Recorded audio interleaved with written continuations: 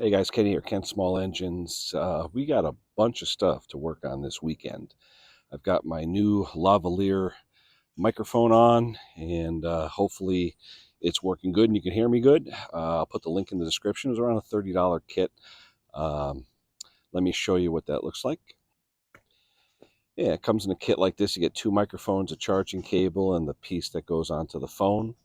All right. So what we have today, a lot of stuff. Look at all the stuff. We got a lot of stuff to work on. Anyway. Right now, we're going to be working on this Echo PB413H.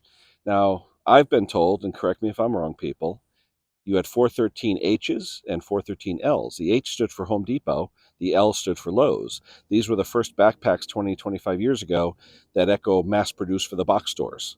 If I'm wrong, let me know, but I was told H is for Home Depot and the L models for Lowe's, so let me know if I'm wrong. All right, so basically, I had this backpack, wouldn't start. Guy said, wouldn't start. He thought he mixed the oil wrong, gas wrong, all that stuff. And I said, okay. So I took it apart. And the first thing I did, what you normally do, you take the muffler off. Well, I took the muffler off. The piston's perfect. This guy's been running it good, no problem. All right. So the carburetor, I looked at the carburetor. And what happens on most of these, this is a C1M carburetor, Zema. The purge plate. The purge plate ends up going bad with the check valves and such. So when you pump it, it won't fill up with fuel and it won't fill the carburetor with fuel. So I was watching my friend Jeremy, More Medic One. He did a video the other day on just replacing the purge plate. Okay. I looked through all my carburetors. I had a few with purge plates, but you know what? Every one I had bad purge plates. So instead, I went to Amazonian and this place called Part Zen, and I picked up a kit. So let me get you situated on the tripod, and I'm going to show you what's in this kit because it's pretty cool. I mean, you all know you get the Amazonian, Chinesium, and all that. And I'll be honest with you, I'm not a big fan of the Chinesium, but lately I've had pretty good luck with it. I really have. I can't complain. They've been working and so forth. So let's see what you get in the kit. And this kit is, I think it was 25 bucks. All right. You get an air filter, okay? Needed an air filter. Dealer's going to charge you $6-8. You get an air filter, all right? You get the carburetor, of course, okay? Purge plate, everything on there, hoses where they're supposed to be, okay? And adjusters. There's no limiter cap, so you can adjust it if you need to, and sometimes you need to adjust it. And a bag of goodies. Well, let's see what's in the bag of goodies. Anti-static bag. Let's see what's in here. Let's pour it all out and see what the heck we got. All right. Wow, ton of stuff in here. Holy cow. Wow. And all this for like 25 bucks. How can you go wrong, guys? Just the gaskets will cost you $5. Wow, there's a lot of stuff in here. Come on, fuel line. Yeah, all right. Well, check this out. You get Tygon fuel line. That's the fuel line for the return, it looks like. Another bunch of, oh, no, that's the fuel line for the fuel fill. The thinner stuff is for the return. You get a gas cap gasket, which is cool. I mean, charge you $1 at the dealer. You get both gaskets. You get the grommet. This one isn't leaking, but you get a grommet. You get 2 purge bulbs, a new fuel filter, and a Chinesium plug, which I'm not going to use. But anyway, all that for like 25 bucks. How can you go wrong? You can't. So what I'm going to do first is I'm going to take this carburetor. I'm going to put it on there, use the existing fuel and return lines. It'll only take me a minute or two to stick it on, and let's see how it runs, if it runs, and we'll go from there. So let me get you over here to the machine. All right, here we are. All right, this gasket actually isn't bad that's on here, but for now, I'm just going to put it on, plug everything in, and see what we get. And if it works, hey, who knows? Maybe I'm done. All right, now this one here, this gasket here is on there is good, but if you notice, there is no gasket on the air filter housing because that gasket was stuck to the carburetor, okay? So I'm going to take, yeah, that one's not coming off of there. So I'm going to take the one that came in the kit and I'm going to stick it on All right, stick it on. Now the carburetor, fuel lines are in the back. Your mixture screws are out front. I'm going to stick it on the studs. All right. I'm going to hook up the lines and the linkage real quick. Can you guys see that? The linkage goes into the link right there. And the fuel line on top. The return line on the bottom. And then we'll stick her on and we'll see what we got. Return line on the bottom. Okay, let's stick her in.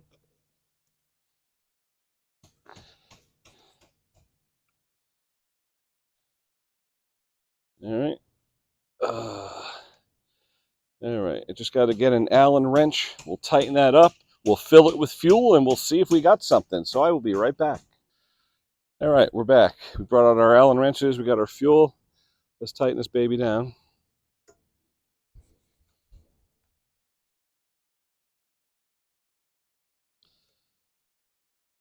Fuel line's in, return line is in. Linkage is hooked up.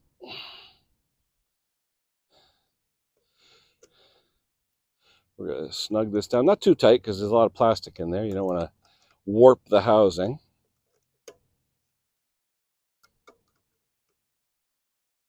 And the reason we'll know if it's working correctly is if that primer bulb fills up with fuel, because that's usually what happens with these things. All right, so we got the cap off of that. The gasket on this looks pretty good. I'm not going to change it. I'm going to keep that for another day. We got our mix here. Always shake your mix. You don't want any phase separation. Always shake your mix. This is 40 to 1. I always use 40 to 1, unless it's an old machine. So let me put that in there.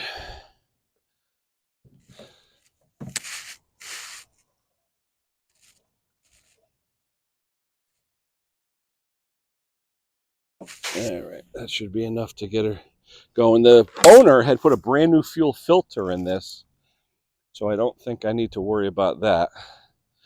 So let me get this thing turned around.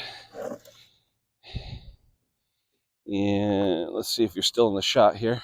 I'll put it over here. We'll see if we could zoom in on the purge bulb area. All right, you can see the purge bulb. Let's see if that thing's going to fill up with fuel.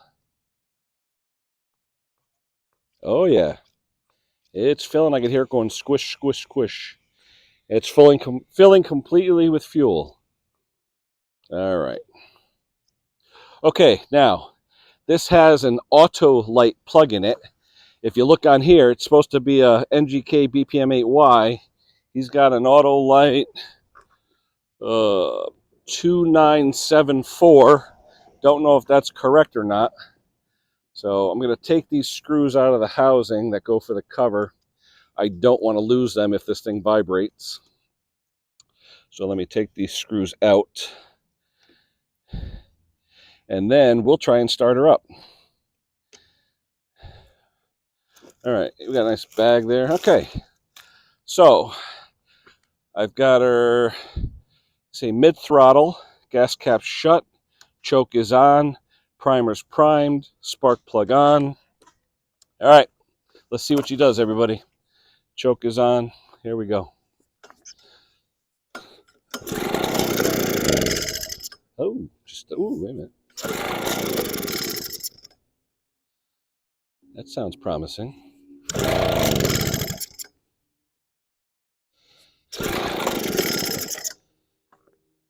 Give it half.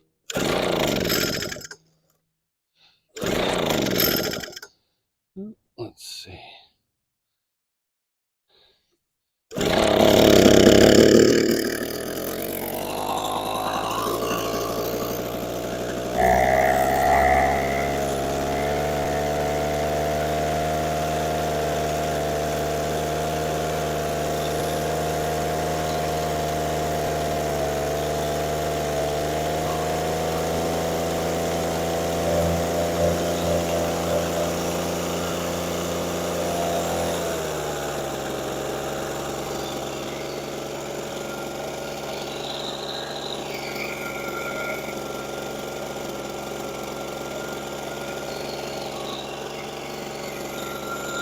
All right, she's running.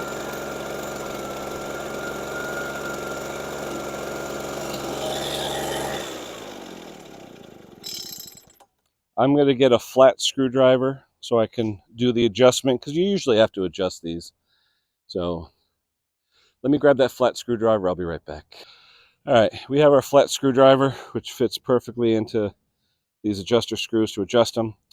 What I normally do on these, you have the low speed, which is always the furthest in. You adjust the low speed to get the highest RPM at idle, then that's adjusted. Then you throttle it all the way up and you adjust your high speed to get a smooth transition, but also you want it to just about on this, not be four-stroking, but almost four-stroking, okay? Then when I see that, then I'll adjust with a tachometer to get the RPM that Echo calls out for it. So first, let's turn it on. We'll get the maximum RPM with the low-speed screw, okay? And then we'll do the high speed, but also with the low-speed screw, when you get the maximum RPM with the low speed, then you're supposed to adjust the idle to the recommended idle. So we'll do that. I mean, a few things to do. So let's start out with that. Give it a little throttle. Should start.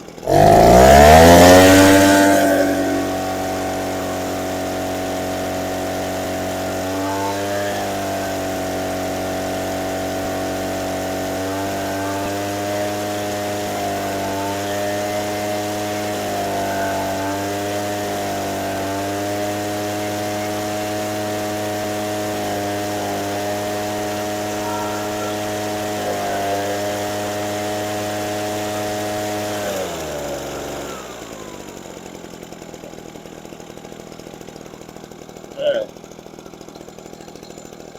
Let me put the air filter in. Sometimes the RPM will change with the air filter.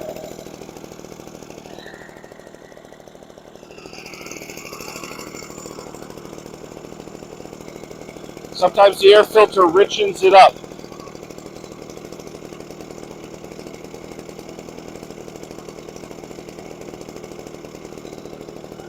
Now, one thing I've discovered about this, I'm trying to go a little leaner on the high end. It's not letting me go. It's almost shutting off the high. That's one thing I don't like about the Chinese carbs. It's almost as if it doesn't have enough adjustment. It's working okay, but I'd rather have full adjustment on both high and low.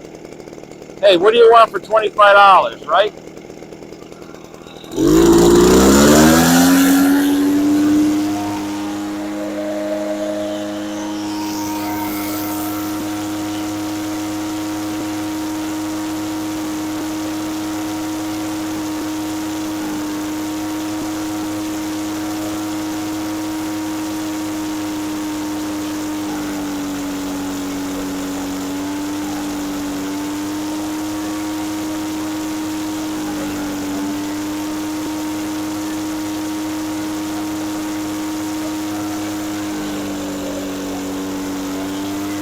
four-stroke.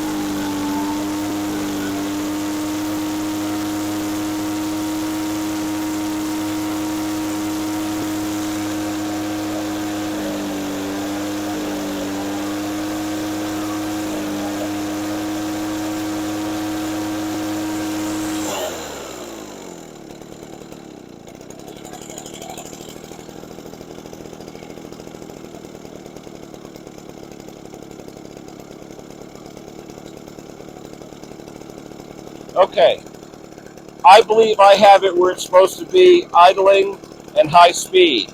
I want the high speed just off the four-stroke, so it's right at that verge, because you don't want it to be lean. You'd rather have it on the rich side. When it's burbling in four-stroke, that means it's a little bit rich, but I'd rather have it on the rich side. You can see the transformation.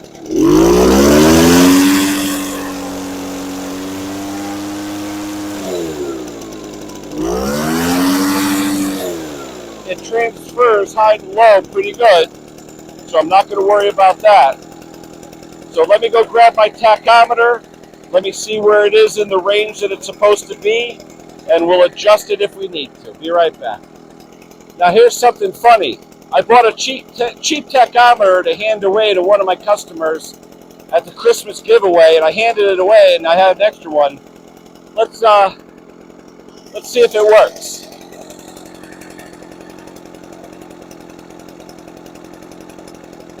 It's saying about 2650, 2600, about 2600 idle.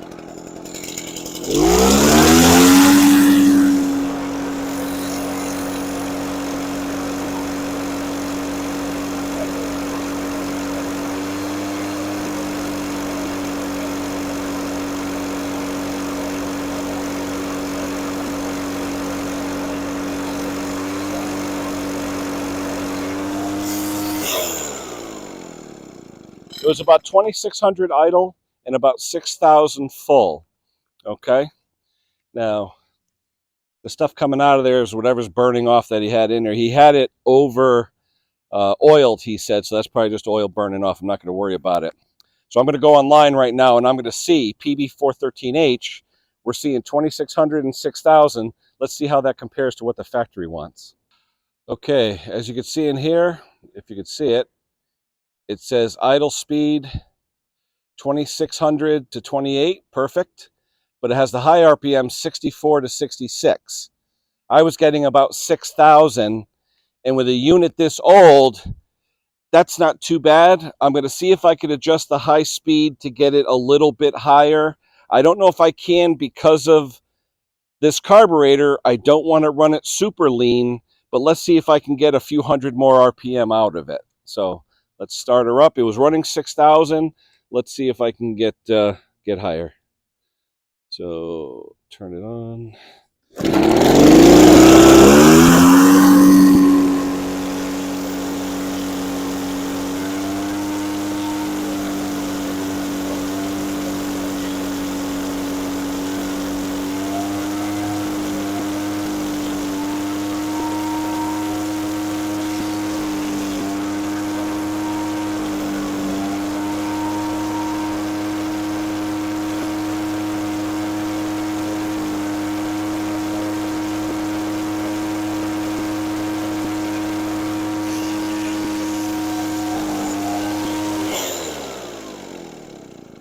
Okay, by turning it in the high screw, leaning it out a little bit more, it went to 6,400 on this little tack. So that's good. The factory spec, the 2600 was good at idle. It's 6,400 to 6,600 recommended high speed. I don't want to go any more lean with the high speed. I don't like running lean.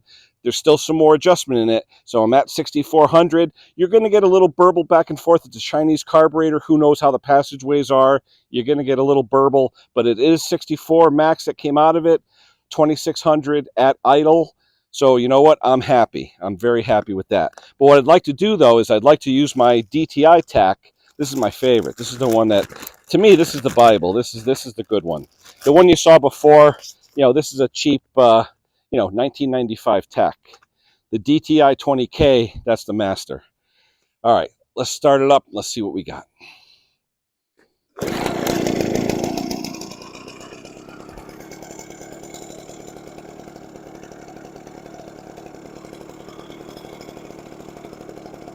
That's showing about 22.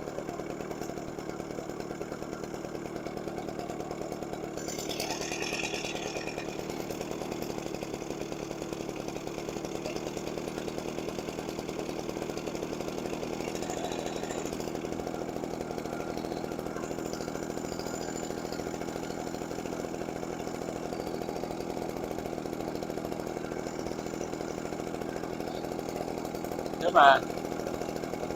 I think the battery's going in this thing.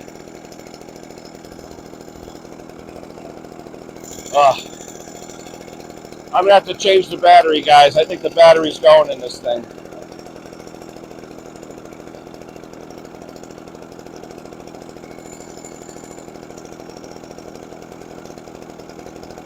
Yeah, that's showing 2,500, 2,430, a little more.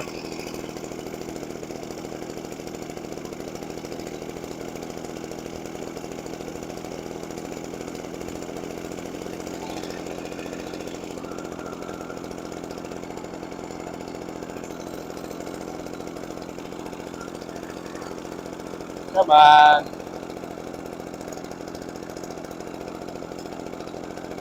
Yeah. I'm going to change the battery in this. If you look,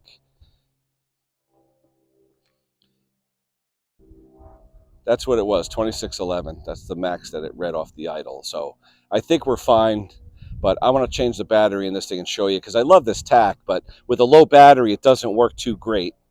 So let me change the 9-volt battery in here and let me be right back. Let's start it up again. Let's try the range and let's see how she's doing.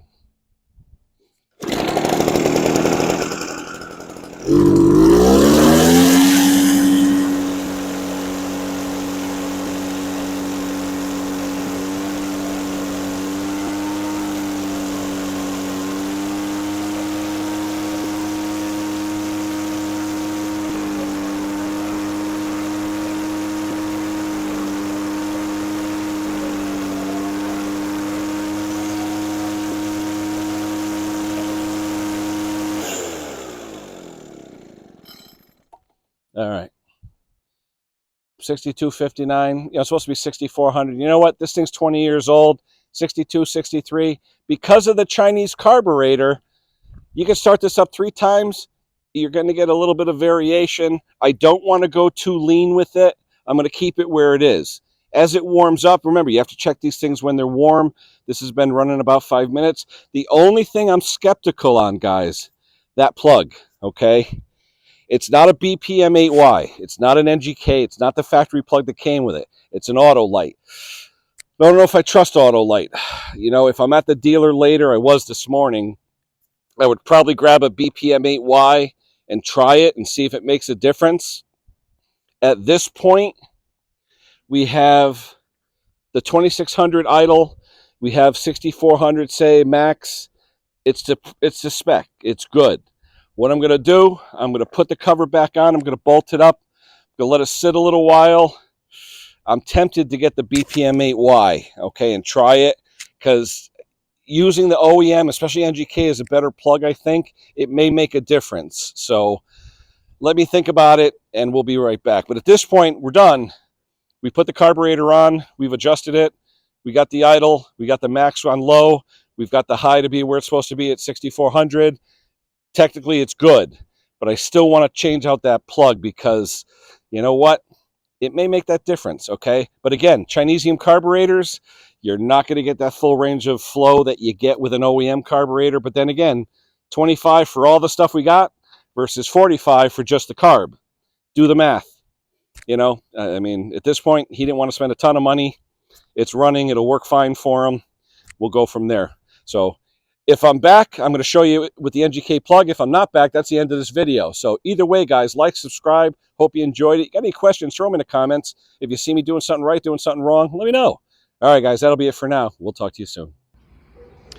All right, it must be my lucky day, because in my cabinet, I looked and I found a BPM R8Y, brand new. Don't have to go back to the dealer. So, specification calls out 026. I've got my trusty gapper here. Let's see what it measures. Yeah, it looks like about 0.26 to me, to the center of that electrode. So we're going to try it with the NGK, see if it makes a difference. Now the Autolite plug, that 2974, it is the replacement for an NGK BPM8Y or whatever, BPM8Y. It is the replacement for it, but again, Autolite plug on a backpack. Some of these things are finicky and they need the OEM. So I'd rather use the OEM. And remember, first time with it, the crush washer, you got to go and oh, it's tight. No, it's not. Go a little bit more, then you'll feel the tight. All right, let's plug in this baby and we'll see how she starts. Let's see how she starts. All right, a little bit of fuel.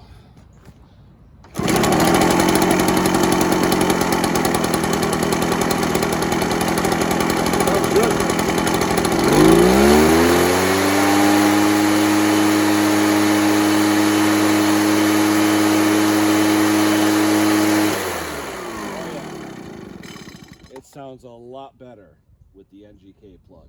The idle was perfect, no burbling or anything, straight up to high, smooth, no burbling. I'm glad I had the NGK plug. We're going to keep that NGK plug in there. All right, and what I'm going to do now is I'm going to put the new battery in that tachometer. Just going to verify the readings again with my tachs. Let me try it with the cheap tach first and let's see what we get. All right, here's idle.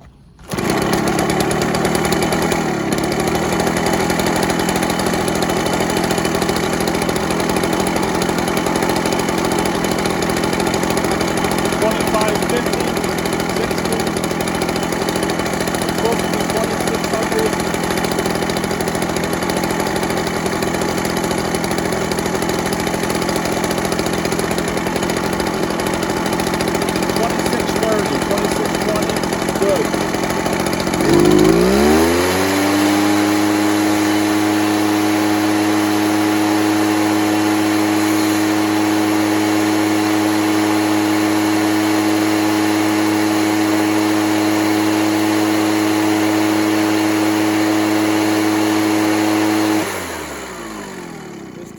Bouncing all over the place.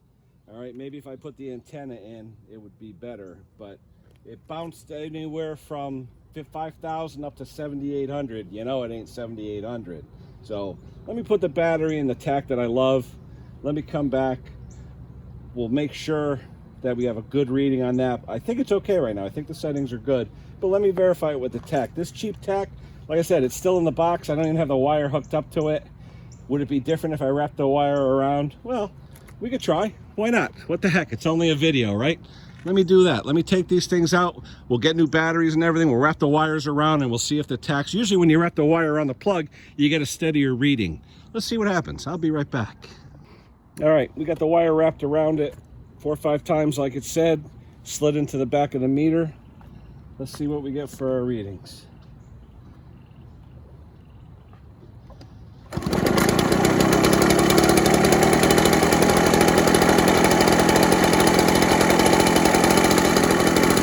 Steadier.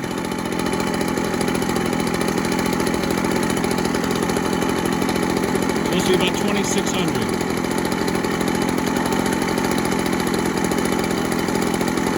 There you go.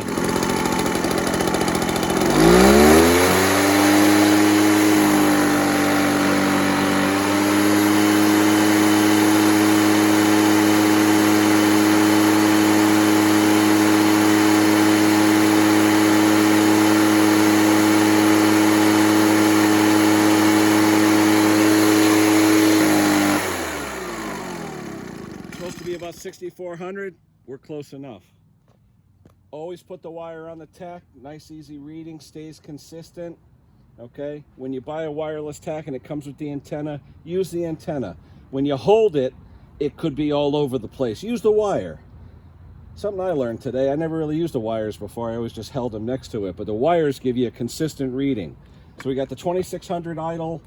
We have the 6,400 at max. This thing's ready to go back to the customer. Let me call them and let me get paid. All right, that's definitely going to be it. I'll use the other tech in another video, and I'm going to do a video on tachometers, all different types, so stay tuned for that, guys. Thanks for watching. We'll talk to you soon. All right, I had to show you the good tach. 2600 roughly for idle, with the wires hooked up.